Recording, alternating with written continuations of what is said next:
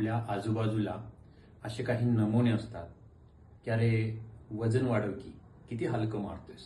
बऱ्याच वेळेला आपण सुद्धा मग कन्फ्युजनमध्ये पडतो की आजूबाजूला तर एवढ्या हेवी मारतात लोक, आपल्याला का वजन जात नाही. मग एक्झॅक्टली आपण वजन किती मारलं पाहिजे. आता जगभरातल्या ज्या काही एक्सरसाइज मधल्या ज्या संस्था आहेत, EXRX असतील किंवा स्ट्रेंथ अँड कंडिशनिंग असतील, NSCA म्हणतो, ACSM सारख्या ज्या संस्था आहेत, यांनी एक नॉर्मल पर्सनने वजन किती मारलं पाहिजे याचा एक स्टँडर्ड ठरवलेला आहे. यामध्ये 4 एक्सरसाइज आपण बघितल्या. त्याच्यामध्ये डेडलिफ्ट, बेंच प्रेस, स्क्वॉट आणि ओव्हरहेड प्रेस.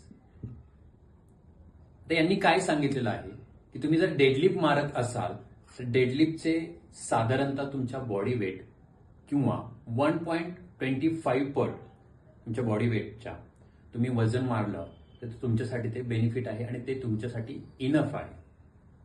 साधारणतः माझं वजन हे 70 ते 75 kg आहे. तर डेडलिफ्ट मी साधारणतः 70 ते 90 kgचं डेडलिफ्ट मला जाणं गरजेचं आहे. तसं स्क्वॉट हे तुमच्या बॉडीच्या वेटनुसार साधारणतः तुम्ही 60 ते 90 किंवा 70 ते 80च्या आसपास तुम्ही ते वजन मारलं पाहिजे. बेंच प्रेस हा साधारणतः 60 ते 70% तुम्ही तुमच्या बॉडी वेटच्या नुसार मारला पाहिजे. आणि ओव्हरहेड प्रेस साधारणतः एक 30 ते 35%, म्हणजे 20 kg ते 25 kgच्या आसपास तुमचा वेट तुम्ही मारणं हे योग्य ठरेल असं ह्या संस्था सांगतात.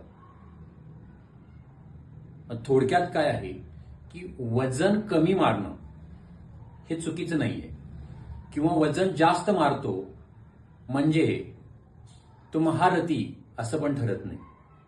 तर वजन नॉर्मल पर्सननी या रेंजमध्ये मारलं तर आणि योग्य फॉर्म अँड टेक्निकमध्ये मारल्यास हे तुमच्यासाठी बेनिफिट ठरू शकते. धन्यवाद.